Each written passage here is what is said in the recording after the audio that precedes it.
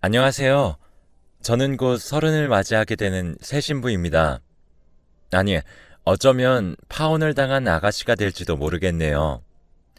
저는 어린 시절부터 참 불우했던 것 같아요. 어렸을 때 아버지는 부잣집 아가씨와 결혼하게 됐다면서 엄마를 버리고 떠나셨고, 엄마는 그때 충격으로 쓰러지신 후 제대로 된 사회생활을 할 수가 없었어요. 불행 중 다행이었던 건 그 시점과 맞물려서 외가댁이 피어서 부족함은 없이 클 수 있었습니다. 하지만 차라리 돈이 없는 게 낫지 싶을 정도로 어린 시절 친구들이 아빠가 없다고 놀리는 것과 엄마가 아프지 않냐고 조롱하는 것들을 견딜 수가 없더군요. 결국 그 당시 치맛바람이 제일 강했던 친구의 뺨을 때렸고 전 그 길로 퇴학당하고 말았습니다.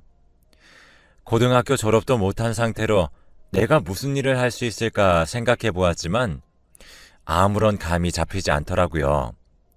솔직히 말하면 친구들 때문에 자존감이 많이 떨어져 있는 상태여서 제 자신 스스로에게 회의감이 많이 들어있던 상태였어요. 좋아하는 게 있어도 이따 말하기 부끄러울 정도였으니까요.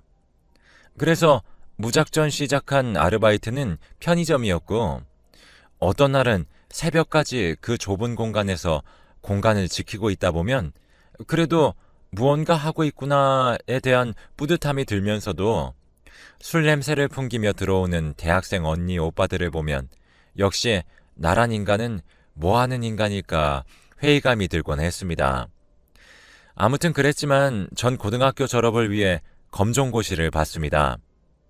언제까지 아르바이트만 하며 지낼 순 없었으니까요. 또 은근히 무시하는 어른들을 향해 당신들까짓게 나한테 줄 수 있는 상처는 아무것도 없다는 걸 보여주고 싶기도 했어요. 그렇게 승승장구할 줄만 알았습니다. 검정고시도 합격했고 지방의 작은 대학에도 들어가게 되면서 이렇게 내가 달라지는구나 싶더라고요.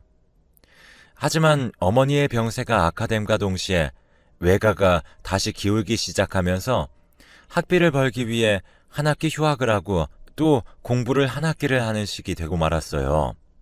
그마저도 나중에는 대학 공부는 필수도 아닌 선택인데 내가 사치를 부리나 싶을 정도로 가세가 기울어서 결국 자퇴를 하고 번 돈을 그대로 외가에 가져다 드리게 되었습니다. 할머니 할아버지는 늘 제대로 보살펴주지 못해 미안하다고 말하셨고 엄마는 늘 누워 계시기만 했지만 그런 날은 유독 어깨가 더 좁아 보이는 게 많이 슬퍼 보였습니다. 세 분을 원망하고 싶지 않았기에 더 일을 악물고 돈을 벌어다 드렸네요. 그러다 밤에 조부모님이 하는 말을 우연하게 듣게 되었습니다. 저희 아빠를 찾아 어렵게 연락을 해서 제 학비만이라도 보태달라고 애원하셨다고 해요. 하지만 아빠는 더는 자신을 찾아오지 말라고 얼굴이 하얗게 질려서는 불이 나게 떠났다고 해요. 자신이 결혼을 했었다는 걸 알아도 자식이 있다는 건 모르니 흠잡히고 싶지 않다는 이유로요. 더럽고 치사한 놈이라고 생각했습니다. 어떻게 보면 아빠에 대한 추억이 하나도 없는데 아빠라고 저에 대한 추억이 있었을까요? 아무리 엄마가 좋아 사랑해서 한 결혼이었어도 힘든 생활 때문에 자기만 살겠다고 도망간 사람인데 이제 와서 절 도와줄 리 만무했겠죠. 그렇게 생각하니 상처받을 것도 없었습니다. 하지만 외할머니, 외할아버지가 차례대로 돌아가시고 어머니마저 제 곁을 떠났을 때는 어떻게 해야 할지 모르겠더군요. 대학에 가서 그나마 사귄 친구들이나 초중고를 잠깐이나마 함께 보냈던 친구들이 없는 말까지 쥐어짜내어서 절 위로해도 마음이 동하지 않았어요. 그땐 다 정말 소위 말하는 개소리로만 들리더군요. 사랑하는 사람들을 떠나보낸 충격인지 극단적인 시도를 몇 차례 했고 응급실까지 실려갔어요. 의사 선생님이 하루는 제 손을 꼭 붙잡고 하시는 말이 당신이 아무리 죽고 싶다고 해도 당신을 살리고 싶은 누군가가 매번 우리 곁으로 데려다 주지 않느냐. 이만하면 그만 졌다 하고 새 삶을 살아보는 게 어떻겠냐고 하시는 거예요. 그때 울컥 눈물이 쏟아졌습니다. 매번 무슨 일이 있어도 너만은 내가 웃게 해주고 싶다고 했던 조부모님이 생각났거든요. 그래, 우리 할머니 할아버지가 나 아무리 힘들어도 포기하지 말라고 응원해 주실 거야 하며 힘내기 시작했습니다. 그러다 보니 일자리도 구하게 되었어요. 선생님께서도 한 번씩 지칠 때면 연락하라고 연락처도 주셨어요. 염치가 없어 쉽게 연락드리진 못했지만 우연치 않은 기회에 동네에서 마주치게 되어서 같이 웃고 떠들며 그동안 어떻게 지냈냐 안부 물을 수도 있었습니다. 그때에도 저희는 서로 스쳐 지나가는 인연이었고, 아니죠. 저에게는 은인이었고, 선생님께 저는 본인이 좌절해서 구해준 수많은 환자 중 한 명이었겠죠. 아무튼 전 그날을 기점으로 한 번도 나쁜 생각하지 않고 열심히 살기만 했어요. 다들 어떻게 보면 독하다 싶을 정도로 인생을 열심히 산다고 해주었습니다. 어린 나이에 부모 잃고 혼자 사는 모습이 기특하다며 주변 어르신들이 많이 도와주시기도 했어요. 김장김치를 나눠주시기도 하고 반찬을 나눠주기도 하시면서 저를 챙겨줄 수 있는 기회가 있다면 알뜰살뜰하게 챙겨주셨답니다. 제가 나쁜 생각하지 않게 외롭지 않게 명절에는 불러주시기도 하셨었어요. 따로 부르면 어색할 테니 일부러 저를 위해 시간 내서 다 같이 모여 웃었던 날들을 잊지 못합니다. 우스갯소리로 결혼식 날 아빠 대신 자신이 손잡고 걸어가 주겠다고 하실 정도로 어른들의 과분한 사랑을 받았고 그 사랑을 저도 다른 사람들에게 갚아주고 싶어서 노인정 봉사를 다니기 시작했어요. 그리고 바로 그곳에서 의료 봉사를 온 그 의사 선생님을 만나게 되었습니다. 의사 선생님은 어떻게 이런 우연이 있냐면서 놀라워하시는 한편 그때 폭풍 앞 촛불처럼 너무 위태로워 보였는데 먼저 아는 척하지 않으면 몰라볼 정도로 얼굴이 좋아졌다면서 눈시울을 붉히시더라고요. 자기가 그때 한 말을 귀찮은 잔소리쯤으로 여기고 넘어갔을 수도 있는 건데 자기의 마음이 통한 것 같다면서 되려 저에게 고맙다고 해주셨습니다. 저는 은혜를 갚고 싶은 마음에 시간을 내어달라고 부탁드렸습니다. 밥 한 끼라도 꼭 대접하고 싶었거든요. 그렇게 시작한 만남이 2번이 되고 3번이 되면서 저희는 연인 사이로 발전했습니다. 아무리 그 전과 달리 살고 있다고 해도 의사 선생님이 남자친구 앞에서는 늘 한없이 작아지기만 했어요. 그럴 필요 없다고 해도 전 작아지더라고요. 또 알게 모르게 저를 배경만 보고 남자를 꼬신 여자처럼 보는 것도 저를 주눅들게 만들었습니다.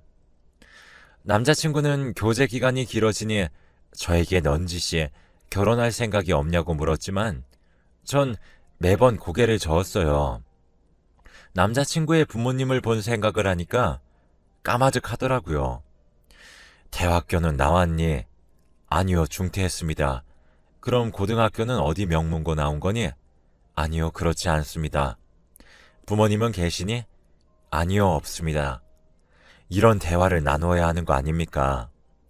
남자친구는 남들이 이름만 들으면 다 아는 좋은 대학에 의대를 나왔고 고등학교도 명문고를 나왔고 부모님도 계시고 또 사업가이신 외가 쪽과 친가 쪽 할머니 할아버지가 계시다고 들었어요.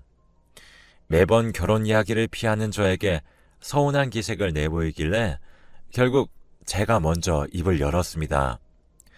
솔직히 나 당신이랑 결혼까지 가는 거 자신이 없다. 너무 사랑하는 건 맞지만 부모님이 나를 어떻게 볼지 생각하면 벌써부터 눈물이 난다. 열심히 살아왔지만 열심히 산다고 해서 모두 보상받을 수 있었다면 이 세상에 기아는 왜 생기고 거지는 왜 있겠냐? 이렇게 말하는 것도 핑계대는 것만 같아서 당신한테 너무 쪽팔린다. 그랬더니 오히려 남자친구가 마음 아파하면서 저를 다독여 주더라고요. 그럼 천천히 이야기하자고 하더군요. 그런데 문제는 바로 다음 날부터 시작되었습니다. 사무실로 남자친구의 아버지가 고래고래 소리를 지르며 입장하셨어요. 우리 아들이 부족함 없이 자랐다 보니 불쌍한 애들을 보면 그냥 지나치지 못한다고 하시면서 공부만 해서 아무것도 모르는 우리 순진한 아들 꼬신 걸 보니 네가 보통 애는 아닌 것 같다고 하면서 아들을 꼬시기 위해 일부러 불우한 가정사를 꾸며낸 것 아니냐면서 모독하시더라고요. 그걸 보고 있던 사장님을 비롯한 다른 직원분들이 말려주셨고, 그래도 쉽게 가시지 않으셔서 경찰까지 불렀습니다. 물건을 잡히는 대로 집어 던지기까지 하셨거든요. 평소 저를 질투했던 여자 직원이 지금이 기회라는 듯 저에게 찰싹 붙어서 저런 집에 시집 가면 마음고생만 하다 탈모 와서 머리카락 다 빠지고 살은 쪽 빠질 거고 사람들한테 평판은 평판대로 나빠지고 이혼당할 거라면서 진지하게 다시 생각해 보라고 하며 설마 당신 주제에 진짜 의사랑 결혼할 생각은 아니었겠지? 그렇게 눈치가 없어. 이런 식으로 말하더라고요. 듣고만 있는 건 너무 바보 같아서 화를 내려고 할 때 사장님께서 그 직원 짐을 상자에 다 담아 던지면서 나가라고 해주셨어요. 남을 위할 줄 모르는 직원과는 함께 일할 수 없다고 하시면서요. 그 일이 있었던 건 남자친구에게 말하지 않았습니다. 하지만 언젠가 한 번은 남자친구에게 제대로 말하고 서로를 위해 헤어져야겠다 생각했어요. 그 이후로 남자친구 아버지의 괴롭힘은 지속되었습니다. 어머니 또한 마찬가지였죠. 공짜로 부려먹는 노예쯤으로 생각하시는 듯 자기들의 회사와 지인의 회사 청소를 주말마다 맡기질 않나 필요한 물건이 있는데 직접 사러 갈 수가 없으니 대신 사다 달라는 등 그렇게 반대를 한다면서 쉴 틈 없이 연락해 무리한 요구를 했습니다. 남자친구에게는 눈치껏 말하지 말라 하길래 저도 남자친구가 이 사실을 알면 왠지 자존심 상할 것 같아 일단 말하지 않았어요. 자연스럽게 헤어져야겠다 생각했어도 혹시라도 마음이 변하실 수도 있는 거니 일단 최대한 좋은 쪽으로 행동하자 싶었거든요. 그런데 남자친구 부모님이 그렇게 한 이유가 뭔지 알겠더라고요. 남자친구와 만날 시간을 아예 없애기 위해 그랬던 거였어요. 자기 자식은 본인들 말을 듣지 않으니 본인들 말에 죽는 신용이라도 할 저를 볶은 거였어요. 남자친구가 요즘 만날래야 만날 수가 없다고 볼멘 소리를 할 때쯤 알겠더라고요. 저는 부모님을 따로 만나기로 했습니다. 그런데 어머니 같은 경우에는 저 같은 애들이랑 한 공간에 있는 것도 싫다 하시며 굳이 약속 장소까지 와서 면전에 대고 그 말을 하곤 나가시더라고요. 아버지는 오셔서 한다는 말이 네가 돈을 원한다 해도 우린 돈도 줄 수가 없다. 왜냐하면 너무 말도 안 되는 걸 네가 요구하고 있지 않냐? 근데 우리는 호구 잡힐 정도로 멍청한 사람들이 아니기 때문에 감히 니까짓 게 생각도 못할 방법들로 최대한 떨궈낼 거다. 네가 나중에 다른 남자 만나서 애 낳아보면 알게 될 거다. 네가 얼마나 말도 안 되는 걸 요구하는 건지. 땡전 한 푼도 없이 압구정에 100평도 넘는 주택을 가지겠다며 집주인을 찾아간 꼴과 다름없으니 제발 양심 챙기거라 라고 하시더군요. 집으로 돌아오는 길 모든 게 억울했습니다. 이렇게 살고 싶어 사는 것도 아닌데 제가 사랑하는 남자가 의사란 직업을 가졌다는 이유만으로 이런 하대를 받아야 하나요? 사실 따지고 보면 전 부모가 없는 건 아니잖아요. 아빠가 집 나갔을 뿐이지 화풀이 하고 싶은 마음에 전 무작정 아빠를 찾기 시작했습니다. 실컷 화풀이를 한 다음에 돈 몇 푼이라도 뜯어내서 그 돈을 남자친구 부모님에게 던지고 싶더군요. 하지만 조부모님이 연락했을 때와 마찬가지로 아빠는 연락에 쉽게 닿지도 않았을 뿐더러 연락이 됐을 때에도 만나고 싶지 않다는 거절 의사를 분명히 밝히시더군요. 딸인 저에게 자신의 삶의 오점이라고 분명히 말하셨습니다. 저는 너무 속상한 마음에 좁은 원룸에서 불조차 켜지 않고 엉엉 울었어요. 퇴근하고 온 남자친구가 그러고 있는 저의 모습을 보더니 무슨 일이 생긴 거냐, 혹시 자신의 부모님이 괴롭힌 건 아니냐 묻더군요. 전 고개를 좌우로 저으며 사실 나에게 아빠가 살아있다. 내가 어릴 때 도망가서 연락이 닿지 않았을 뿐이었다 하며 사정 이야기를 했습니다. 그랬더니 결혼할 남자가 전화를 하면 아버지도 달리 말하실 수 있지 않겠냐. 엄연히 말하자면 자기는 삼자이기 때문에 저보다 조금 냉정하게 아버지에게 말할 수 있을 것 같다고 제 용건을 다시 한번 전달해 주겠다고 하더군요. 그래서 남자친구에게 아빠 번호를 불러주었고 남자친구가 그 번호를 핸드폰에 받아 적고 있었습니다. 우리 아빠 번호인데?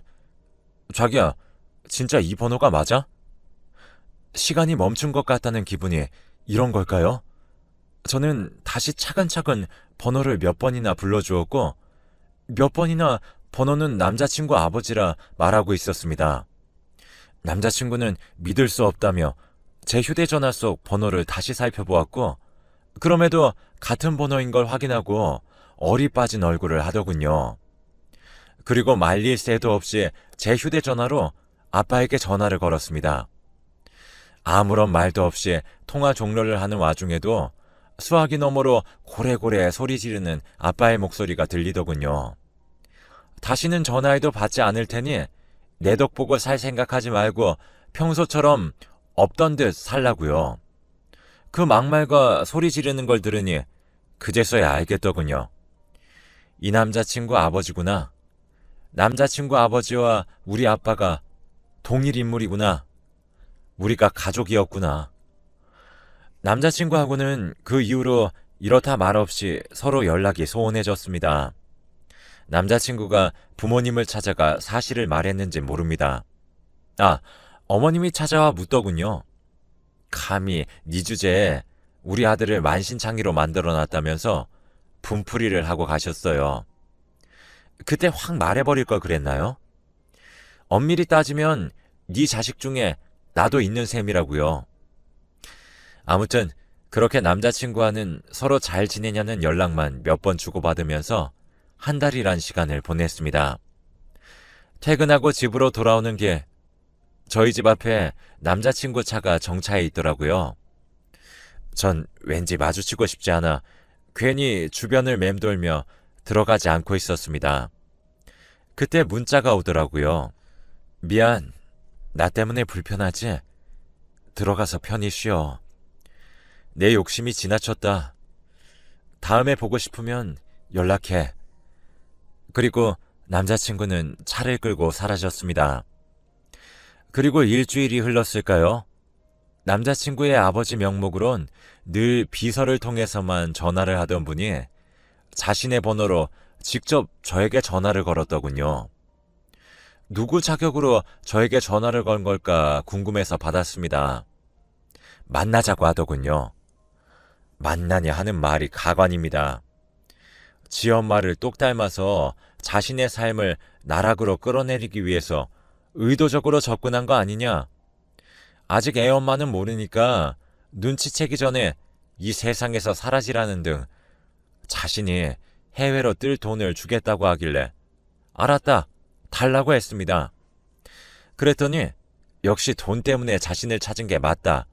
자기 아들을 그래서 만난 거 아니냐고 온갖 폭언을 쏟아붓길래 다 맞다고 해줬지만 마지막에 할머니 할아버지를 나약한 사람들이라 욕하는 걸 참지 못해 찬물이 담긴 컵을 냅다 그 사람에게 던졌습니다.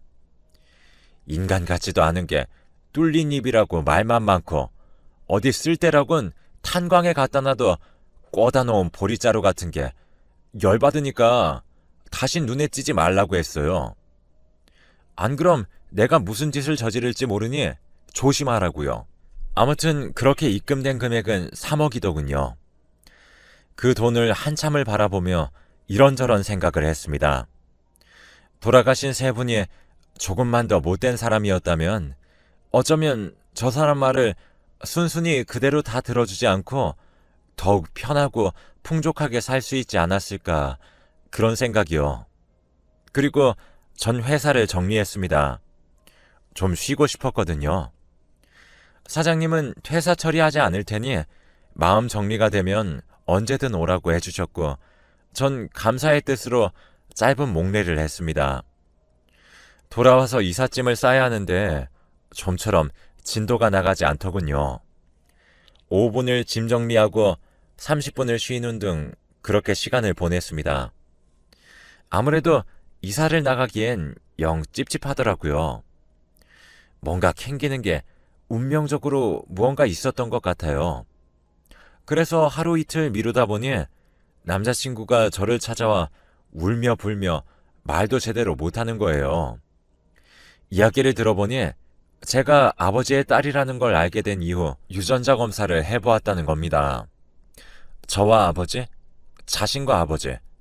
그런데 저와 아버지는 부녀 사이가 맞다고 결과를 받았지만 자신과 아버지는 부자 사이가 아니라는 결과를 받았다는 거예요.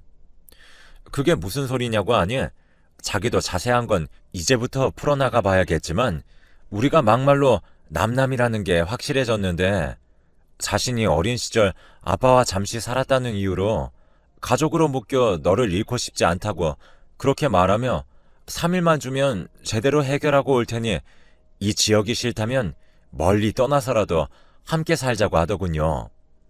저도 그 남자를 사랑했기 때문에, 그리고 결말이 궁금했기 때문에 알겠다, 기다리겠다 했습니다. 그리고 알게 된 사실은 이렇습니다. 아버지는 제 엄마를 만나 사랑하여 절 낳은 게 맞고 자신 출세에 눈이 멀어 남자친구의 엄마를 찾아 떠난 것도 맞습니다. 그런데 별 볼 일 없던 아버지가 그분을 만날 수 있었던 건 그분에게 아빠가 누구인지도 모를 아이를 가졌기 때문이었던 거예요. 그 사실을 그분은 평생 숨기고 살아왔던 거고요. 그게 밝혀지자 남자친구 어머니는 남자친구를 비롯해 저에게 무릎 꿇고 싹싹 빌었습니다. 이제서야 말하지만 내 주제도 안 되면서 그동안 그리 모지게 말했던 거 미안하다고, 자신을 버리지 말아달라고요. 아버지요? 아버지는 여전히 명언을 저에게 날려주셨죠. 내 유일한 가족이 너라는 걸 알았는데 이렇게 둘 수는 없다면서 자신과 멀리 떠나 살자고 하는 겁니다. 노망 났냐고 물으니 그럼 이 험한 세상에 가족도 없이 어떻게 따로 떨어져 저런 추악한 남자들과 함께 살 수 있냐고 묻길래 차라리 지 아들 손가락질 받게 하지 않기 위해 너 같은 버러지 주워다 3분의 모정이 아름답지, 자기 혼자 살겠다고 나가놓고 제 자식 아니라는 말에 또 홀라당 나를 찾아와 빌빌거리는 게 더 우스우니 당장 눈앞에서 사라지라고 했습니다. 그리고 두 분이 어떻게 됐는지 저희는 모릅니다. 저희는 모든 관계를 포기하고 버리고 아주 작은 시골로 숨어 들어와 살고 있습니다. 다시는 두 사람과 엮이는 일이 없길 바라면서요. 만약 우리를 찾아온다? 그렇다면 더 깊은 시골로